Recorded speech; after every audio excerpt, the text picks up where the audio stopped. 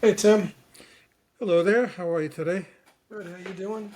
Good. Looking at the markets. We're adjusting nicely to the end of the world here.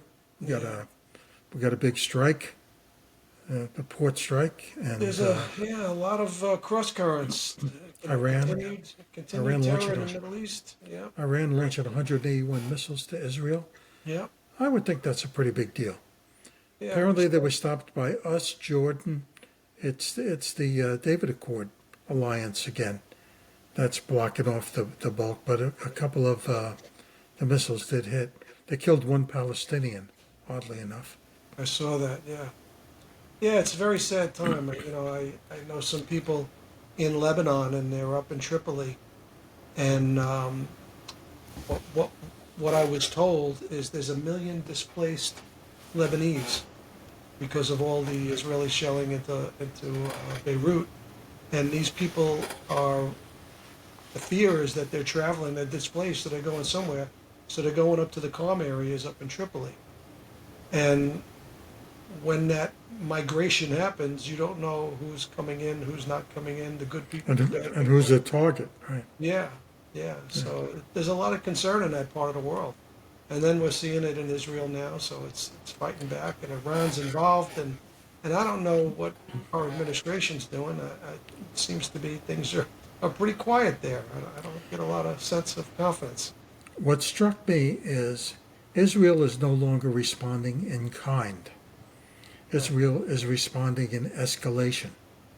Yeah, So this has moved from a tit for tat to a tit for a double tap. yeah, Yeah. yeah, And yeah. and Iran has said that if its oil refineries and establishment gets hit, it will hit Saudi. Iran will hit Saudi. Yeah, they'll hit Saudi and other oil producing nations as well. Wow. I'll see if I could find the. Yeah, that's a scary thought. You know, Yeah, and I see XLE is up. I think the commodity structure is up. I think that's where you got to be, regardless. I think oil is a big screaming buy. Gold had a big pop yesterday. It's leveled off a little bit today, but I think that continues for a long time to come. You know, yeah, yeah. This is, and we're not responding in any way, whatever. We're just. I mean, you watch these guys. Nobody knows what to say. well, last night I don't know if you saw the debate, and J.D. Vance was asked that very pointed question: "What would you do?"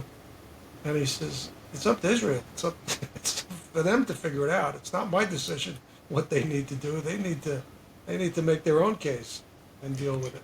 So Okay, yet Iranian state telegram chat groups and an Iranian professor of literature interviewed by the BBC say if their oil is hit, they will burn Saudi, Kuwaiti, UAE, Bahraini, and Azerbaijani oil.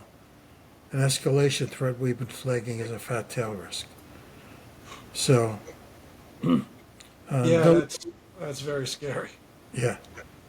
Now that's just some Iranian professor. It's not Right. anybody of substance. But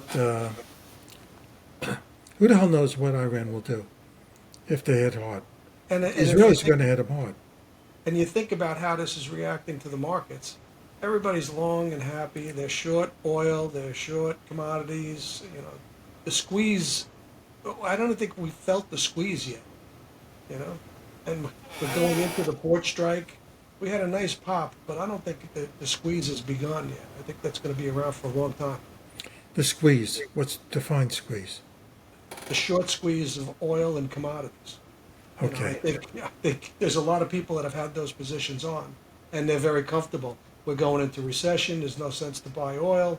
This has, this is pop's not going to sustain, and here we are. We have, the black swan in the Middle East, and anything can happen. Yeah. And the markets haven't priced the risk in yet. Yeah, They're starting to do it in oil. They're starting to recognize that there's a fat tail risk here in oil. yeah, But the markets, and the other thing, I always square up and lighten up around October, because I remember the October crash, and I remember what kind of season October can be.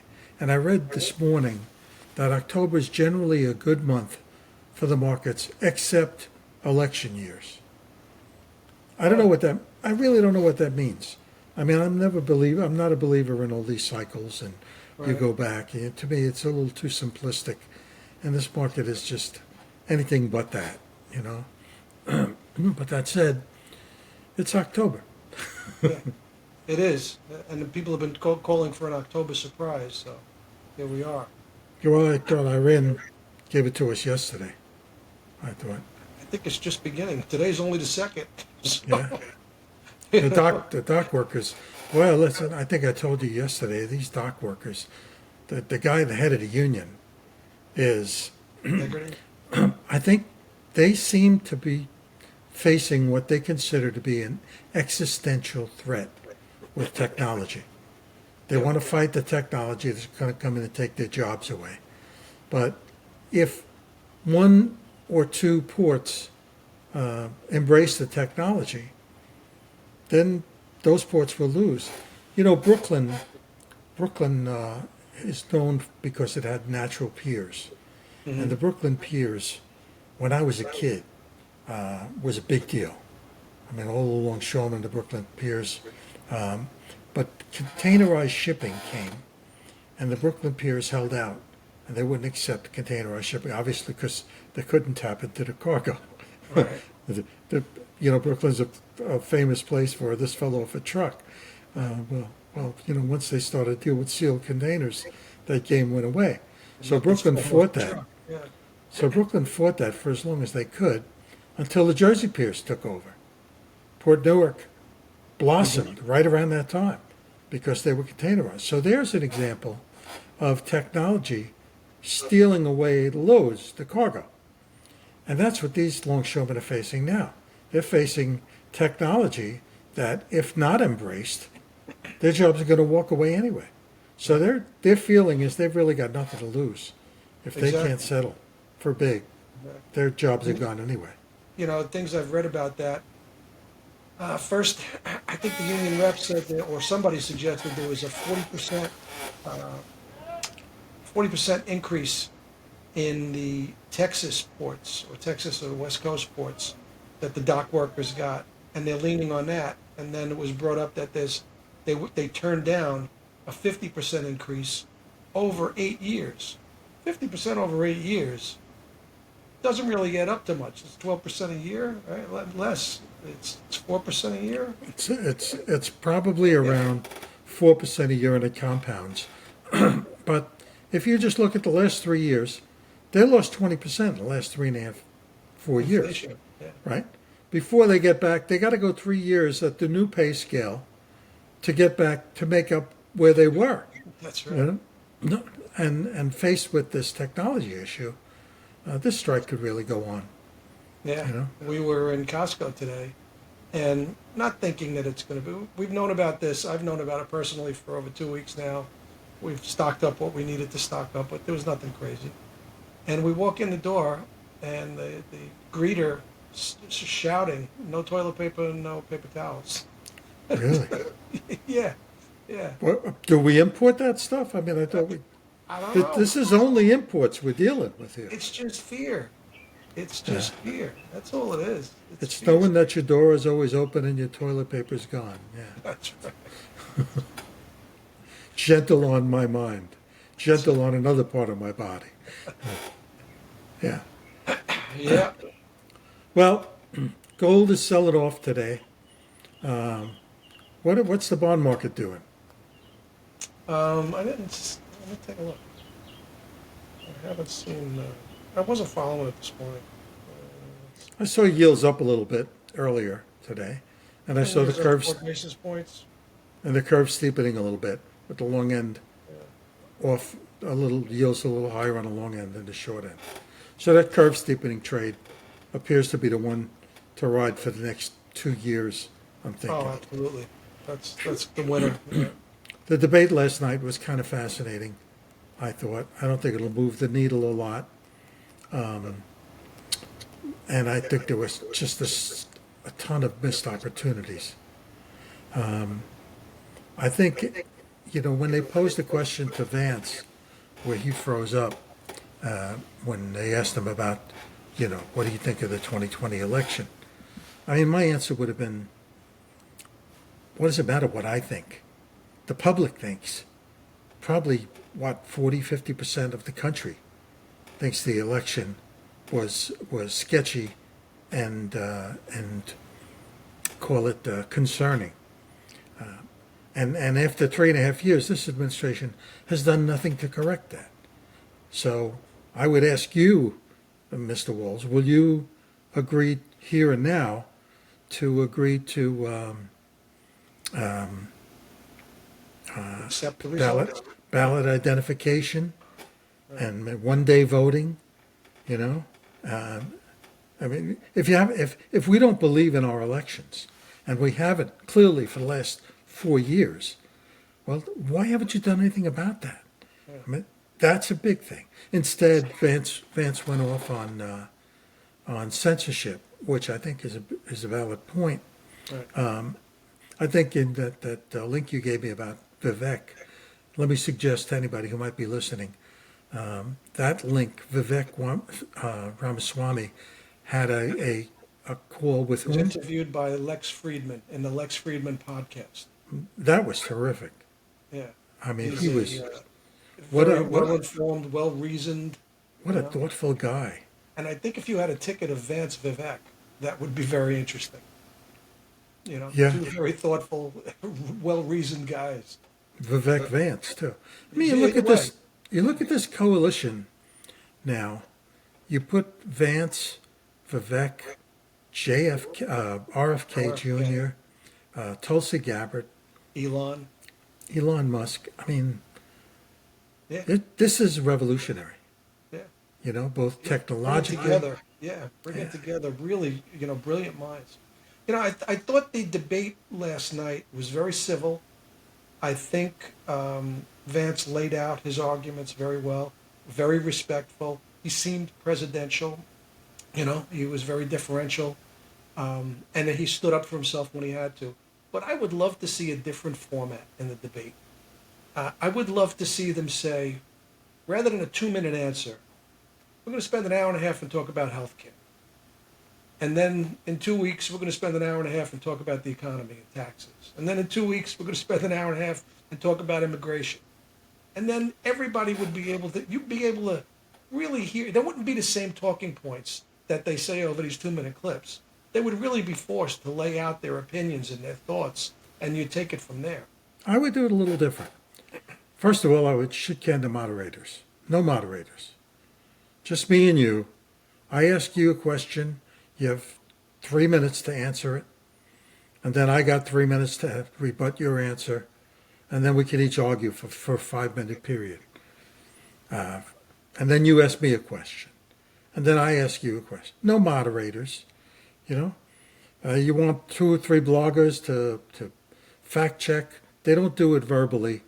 They do it graphically over On the types. screen. Yeah, exactly. And they say what they want to say, and you don't see it, hear it. It's got nothing to do with you. Because when they fact checked Vance yesterday, he came back at them hard. I mean, he said, "These are not the rules," but since you brought it up, and then they wouldn't let him explain it. Right. And they were kind of snippy when they said, "Well, thank you for it." I just wanted to smack the lady. It just infuriated me. These moderators, it's their show.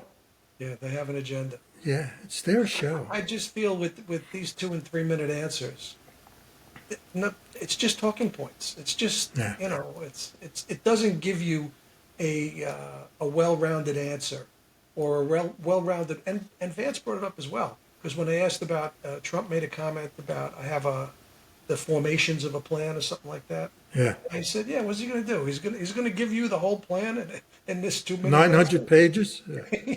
Yeah. So that's what made me think, you know what? Then maybe you should spend an hour and a half talking about healthcare.